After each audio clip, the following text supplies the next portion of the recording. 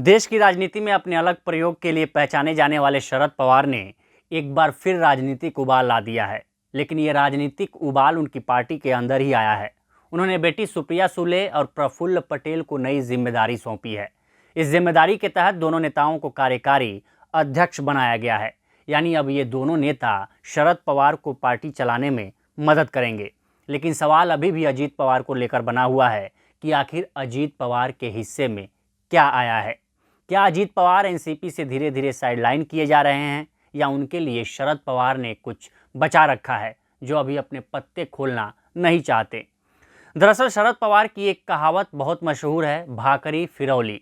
इस मराठी शब्द का मतलब है कि अब रोटी फेरने का वक्त आ गया है। एनसीपी यूथ के राष्ट्रीय अध्यक्ष धीरज शर्मा ने क्विंट हिंदी से बातचीत में बताया कि पूरे देश के लिए 2024 का चुनाव बहुत महत्वपूर्ण है। विपक्ष शरद पवार की ओर देख रहा है।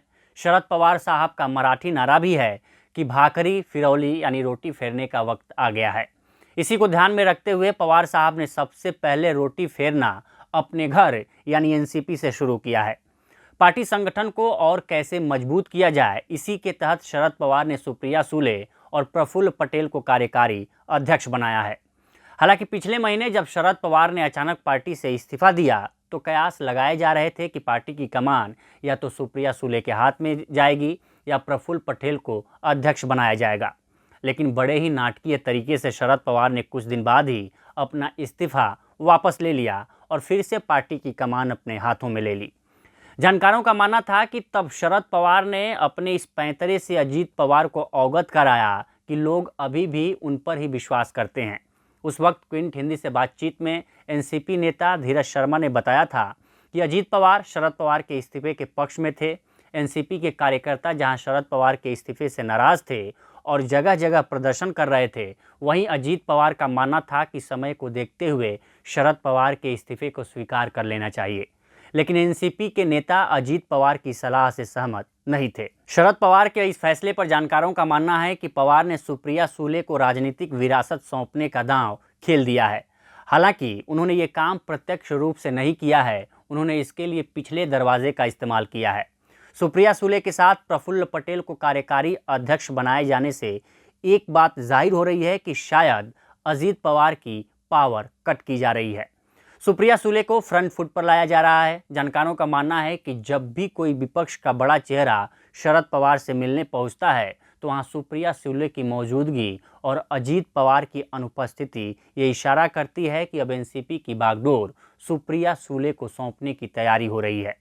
एनसीपी सूत्रों का कहना भी है कि शरद पवार इसी एजेंडे पर काम कर रहे थे कि सुप्रिया सुले को राष्ट्रीय स्तर पर कैसे ले जाया जाए। इसी के तहत उन्होंने बैठकों के जरिए संदेश दिया। दूसरा ये कि सुप्रिया सुले लोकसभा में एनसीपी की नेता हैं, वहां उन्हें कई मुद्दों पर मुखर होकर बोलते हुए देखा भी गया है, मजबूती से अपना पक्ष रखती हैं। इसके साथ ही लोकसभा में जो भी निर्णय पार्टी की तरफ से लिए जाते हैं उसमें सुप्रिया सुले की भूमिका महत्वपूर्ण होती है। वहीं कार्यकारी अध्यक्ष के तौर पर सुप्रिया सुले को जो जिम्मेदारी सौंपी गई है उससे भी साफ है कि उनको मैदान में मजबूत किया जा रहा है। सुप्रिया सुले को कार्यकारी अध्यक्ष के साथ साथ महाराष्ट्र, हरियाणा, पंजाब, महिला, युवा और लोकसभा समन्वय की जिम्मेदारी सौंपी गई है। वहीं प्रफुल्ल पटेल को कार्यकारी अध्यक्ष के साथ साथ मध्य प्रदेश, राजस्थान और गोवा की जिम्मेदारी सौंपी गई है। सुप्रिया सुले को जो सबसे महत्वपूर्ण प्रभार सौंपा गया है वो है केंद्रीय चुनाव समिति का। ये समिति विभिन्न चुनावों में पार्टी का कौन उम्मीदवार होगा उस पर निर्णय लेती है। सुप्रिया सुले को महाराष्ट्र का प्रभारी भी बनाया गया है, यानी प्रदेश में पार्टी लेवल पर जो भी फैसले होंगे उसमें भी सुप्रिया सुले की बड़ी भूमिका होगी।